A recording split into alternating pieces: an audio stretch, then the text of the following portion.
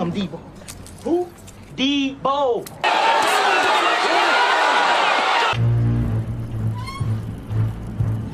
Make sure y'all stay on point with the Puncher's Point.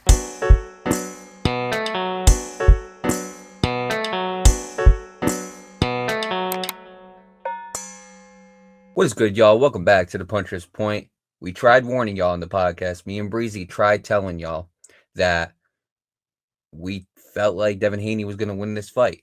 And here we are now. Devin Haney defeats Brian Norman Jr. by unanimous decision to become the new WBO Welterweight Champion.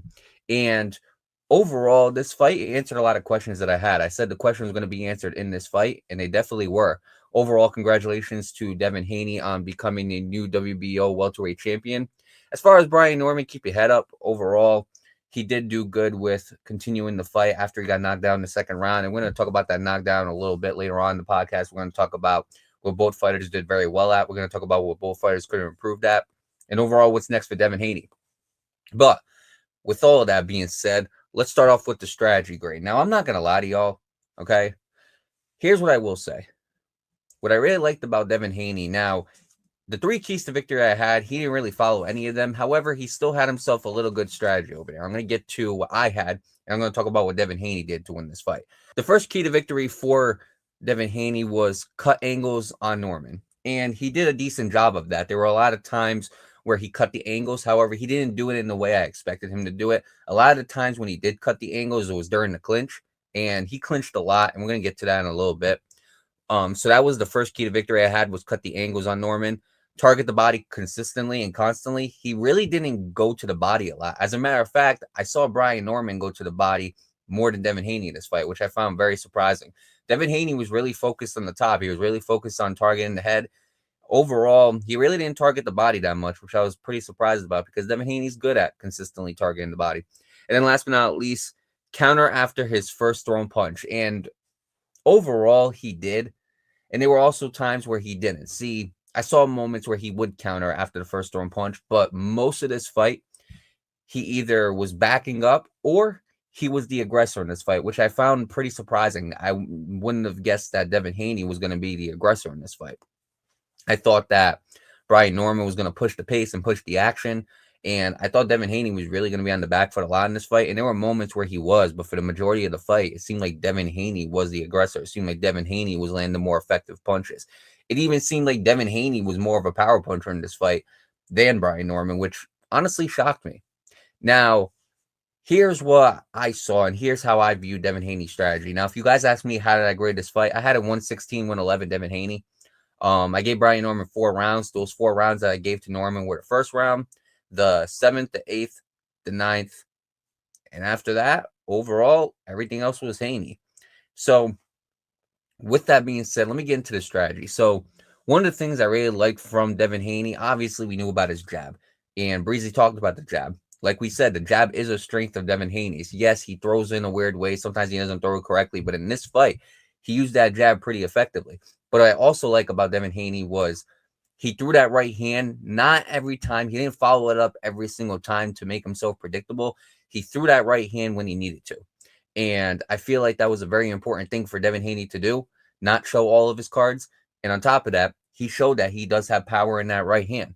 And in the first round, again, it was kind of a feeling out process, but I felt like Brian Norman backing him up, got Brian Norman that first round. And then the second round, Devin Haney waited for the perfect time. He saw an opening, threw a left hook, clipped Brian Norman with the left hook, rocked him. And then not too long after that, he hit him with the right straight, and down went Brian Norman. That was a very shocking moment in this fight. And as you can see in the picture next to me, he made sure to let Brian Norman know about it. However, what I really liked about Devin Haney was he knew that as far as being a boxer, he said there's levels to this, and he wasn't lying. And honestly, I'm not shocked at all because there are levels to this. And Devin Haney showed you that. Devin Haney has been in the ring with so many champions, so many guys, so many big names. Brian Norman's a good fighter, but he hasn't been in the ring with those names, which was the question. Again, the level of competition that you're fighting, is that going to prepare you for a guy like Devin Haney, who's been into the ring with so many champions, who's been into the ring with so many elite names? And the answer was, in the beginning of the fight, no, it didn't. And you could tell that Devin Haney was very polished. He was using the jab effectively. He started following the jab up with some power shots. He did a very good job. So where did this fight go wrong for Brian Norman? Well, here's what I will say. The keys to victory I had for Brian Norman was look for the left hand. And there were moments where he did clip him with that left hand. I'm not going to lie. So I got to give Brian Norman credit there. He did clip him with the left hand. He didn't clip him as much as I wanted to, but he did clip Devin Haney with the left hand a little bit. You know, the only problem was, Brian Norman, he didn't get close to Devin Haney enough. And when he did, he got clinched. And B, there were moments where Brian Norman let his foot off the gas. The second key to victory I had for Brian Norman was keep the pressure going. And he tried. However, the problem was once he got knocked down, you could start seeing that Brian Norman, he wasn't the same stone cold killer that we see him to be. After he got knocked down, you could see that Brian Norman really started respecting Devin Haney's power a lot more. And that's what happens with a lot of guys who step into the ring with Devin Haney. Even though Devin Haney's not a knockout artist, he does have underrated power. I've mentioned that in previous episodes. So I think once he felt that power from Devin Haney, Brian Norman was a little bit more conservative. And last but not least, throw over his lead hand. That is something he did not do too much of in this fight. And I think if he were to throw over that lead hand, I do think he would have had more successful moments against Devin Haney. But Brian Norman, he didn't do that. He didn't throw over the lead hand. Again, his jab was working. He didn't really stick with the jab as consistently as he should have. He was going to the body a little bit more than Devin Haney, but he could have went to the body a lot more. There were certain things that Brian Norman just shied away from in this fight, and I think that's the reason why he didn't win it. Now, I did mention how in the 7th, 8th, and 9th round, those 3 straight rounds, I had Norman winning. So what were the things that Norman was doing good against Devin Haney? Well, first thing I will say is he started really connecting with the left. Once he really started connecting with the left, you could see that he started building a little bit of confidence, not enough to really overthrow Devin Haney, but he started building a little bit of confidence. Then round 8, he really started throwing the jab a lot more. And once he started throwing the jab a lot more and he started throwing his jab to kind of equal Devin Haney's, you could see that Brian Norman really started getting momentum. Round 9, he really was the aggressor. And again, he even followed it up with the jab. So from round 7 to round 9, he was really putting that game plan together. What happened was after round 9, he stuck to the same game plan he had from rounds 2 to 6, which was basically just let Devin Haney get his follow-ups, let Devin Haney get his combos in, and you cannot do that. He took his foot off the gas. And again, if you go back and watch the prediction episode that me and Breezy did, I predicted that Devin Haney was going to start taking those earlier rounds, and Brian Norman was going to take a couple rounds later on in the fight, and Devin Haney was going to close it out. That's what happened. I didn't think a knockdown was going to happen, but overall, both these guys had a very different strategy than what I expected out of them. Obviously, I mentioned Devin Haney's strategy. As far as Brian Norman's strategy, I think Brian Norman's strategy really was to get him out of there. I don't know if Brian Norman thought it was going to be this much of a difficult fight for him. I felt like he thought he could clip Devin Haney once, rock him, get him into some trouble, and then from there just kind of bully him throughout the fight, but he couldn't. And I don't think he was prepared for those clinches. Now, look, I'm not the biggest fan of those clinches in that fight. I think they were kind of cheap on Devin Haney's part. But again, regardless, they were winning him the fight. And that's when he really started cutting angles with the clinches. He started throwing to the body in with the clinches. But overall, I wasn't the biggest fan of the clinches. But you got to know that going into this fight with Devin Haney, that if you push him up against the back foot, a clinch is something that he might do. If you clip him, a clinch is something that you might do. You have to prepare for that. And I don't think Brian Norman was prepared for how many times he was going to clinch. And I would like to see Devin Haney kind of shy away from the clinching a little bit. You know, I'd like to see Devin Haney show more of a polished defense in the next fight, opposed to just clinching whenever he's on the back foot or clinching whenever he gets clipped. I would like to see more of that. Overall, Devin Haney had a decent performance. He had a good strategy, to say the least. Brian Norman, I think he had an idea in mind and it just didn't work. And then from there really wasn't much that he was doing. He adjusted well from like the 7th to the 9th round, but then after that, Devin Haney found an answer for him, and it was nothing he could do. So as far as the strategy grade for both of these guys combined, if I had to give it a grade from a 1 to 10, I'm going to give the strategy grade a 7. Now, excitement. After the first knockdown in the second round, after that one knockdown in the second round, there really wasn't much that... After the one knockdown in the second round, there really wasn't a lot of exciting moments. I mean, if we're going to be honest, there really wasn't a lot of moments where it was exciting. There were some moments where Brian Norman clipped Devin Haney. There were some moments where Devin Haney's punches started chaining together. But I wouldn't say this was an exciting fight. It was decent. It kept me up. Again, both guys, they had their moments, but I wouldn't say this was a too exciting fight. I think that the knockdown made it exciting in the early rounds, but then after that, you could just tell that Devin Haney was just cruising for a victory. You could tell that Brian Norman really didn't have an answer for what Devin Haney was doing. And I just felt like the fight, it was a little bit boring.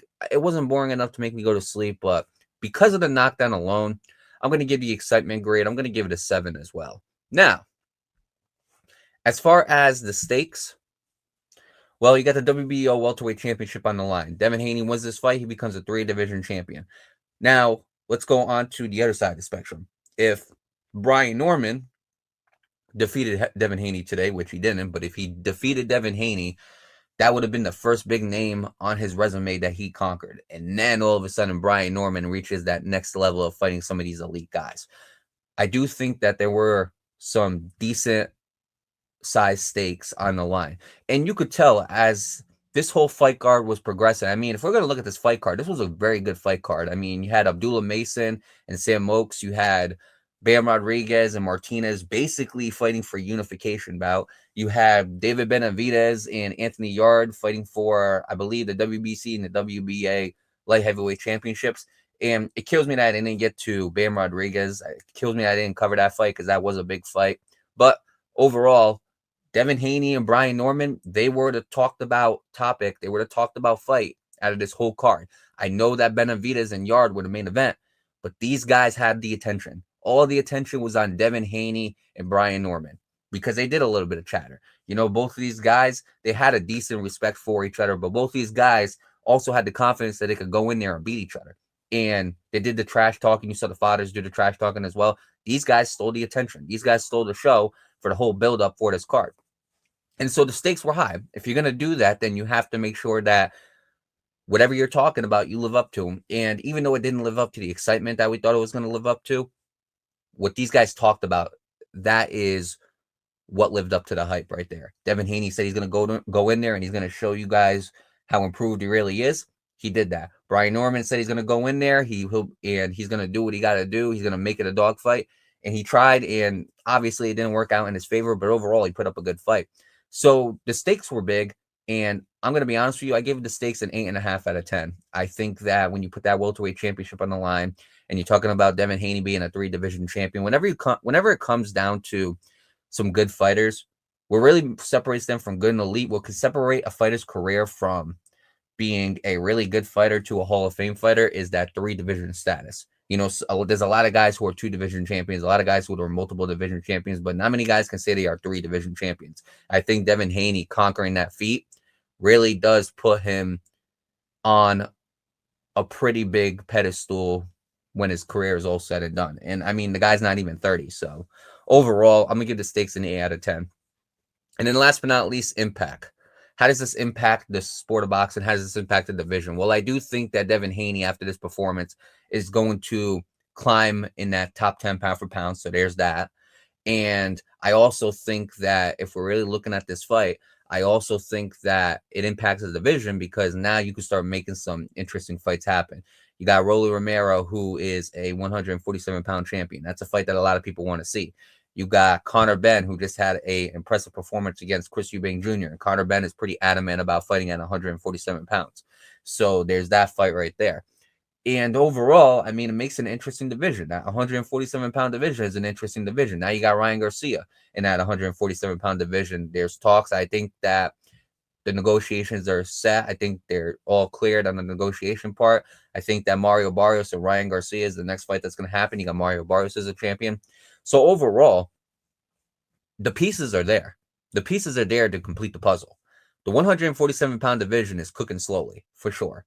However, there's still some things missing. We got to see some fights happen. There's still some unclear answers. There's still some fights that need to happen. And overall, we're going to get to what's next for Devin Haney. But I do believe that the impact from Devin Haney winning this fight, it's big because now you can actually make some decent fights happen. You can make some good fights happen. And Devin Haney, let's be real, he's a bigger name than Brian Norman. So Devin Haney versus Conor Benn, That sells well. Devin Haney versus Rolly Romero, that sells well. Devin Haney versus Ryan Garcia, if Ryan Garcia defeats Mario Barrios, that sells well. So overall, I do feel like, as far as an impact rate, I got to give it an 8 out of 10. There's still some things that need to be determined.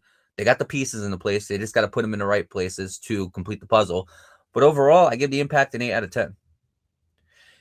And with all of that being said, the overall fight grade for this fight, when we look at it, the overall fight grade is 7.63. Now, 7.63, it's in the middle of the pack, but overall, I do think that's a pretty fair assessment when you look at the 4 fight grades. Strategy, I think it was a 7. Both guys, Devin Haney had a good strategy, but there were some things he could have did better with.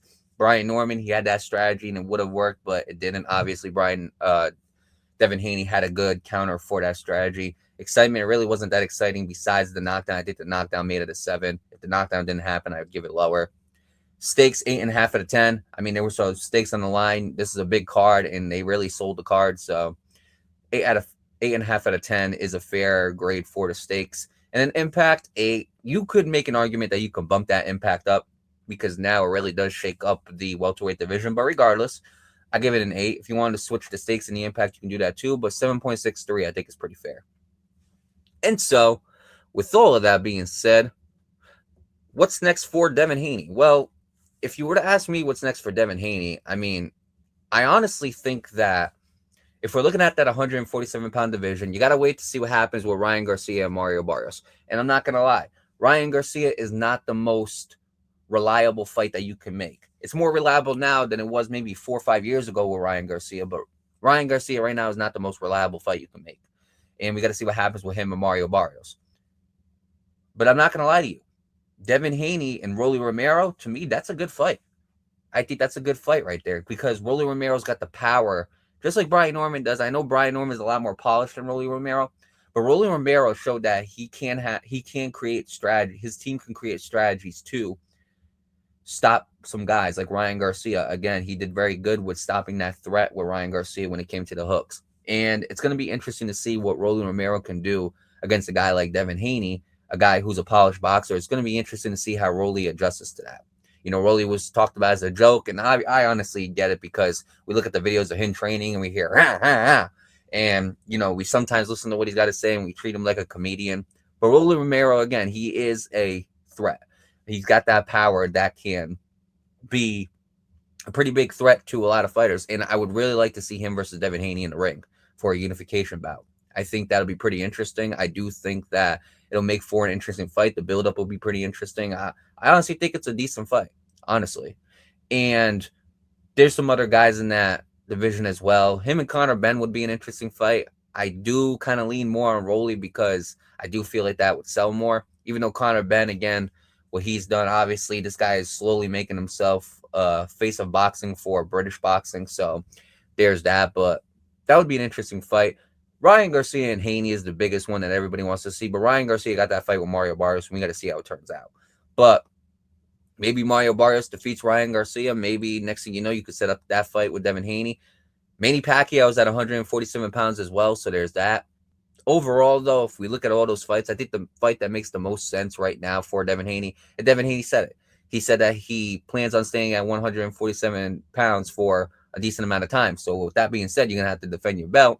You might as well make a unification bout, put another champion on your resume. I think Rolly Romero is the perfect guy for that, honestly. I think Rolly Romero is the perfect guy to kind of test how you do against power punchers. And honestly, from there, if he goes and he defeats Rolly Romero in a decisive fashion, then we got to see what he does against pure boxers next too. So overall, there's some things that Devin Haney can do. He's got some options, but I do think Rolly Romero is the best option for him. A lot of people think Conor Benn. I wouldn't argue against that, but I think him and Rolly Romero, I think it's been kind of rumored ever since Rolly Romero defeated and upsetted Ryan Garcia on that New York card. So I do feel like Rolly and Devin Haney, I think that's an interesting fight. And that would probably be the fight I would want to see next. But the fight that I really want to see in the long run is Devin Haney versus Ryan Garcia too. And this time, if Ryan Garcia can defeat Mario Barrios for the WBC championship, make that unification bout happen. And so with all of that being said, it's time for us to log off. And again, make sure y'all continue to tune into the Puncher's Point. Again, shout out to Devin Haney on becoming a 3-division world champion, becoming a new WBO Welterweight Champion. As far as Brian Norman, keep your head up again. He put up a good performance. He put up a good fight. I know it didn't turn out the way he wanted him to, but after that second knockdown, a part of me was thinking maybe he's going to get TKO'd, but he stuck into the fight. And not only did he stick into the fight, he won a few rounds in the later end. He just really couldn't close it out. But overall, Brian Norman, keep your head up. I still believe that he has a bright future ahead of him. Again, he's still young, so hopefully he learns from this and he moves on and improves. Never know, maybe we get a rematch down the line. But overall, make sure y'all continue to tune into the Puncher's Point. Make sure y'all continue to tune into the podcast, the social medias. Make sure y'all continue to tune into the YouTube channel. Make sure y'all subscribe to the YouTube channel. Follow all the social medias. The Puncher's Point is going to keep on punching back at y'all. So last but not least, make sure y'all stay on point with the Puncher's Point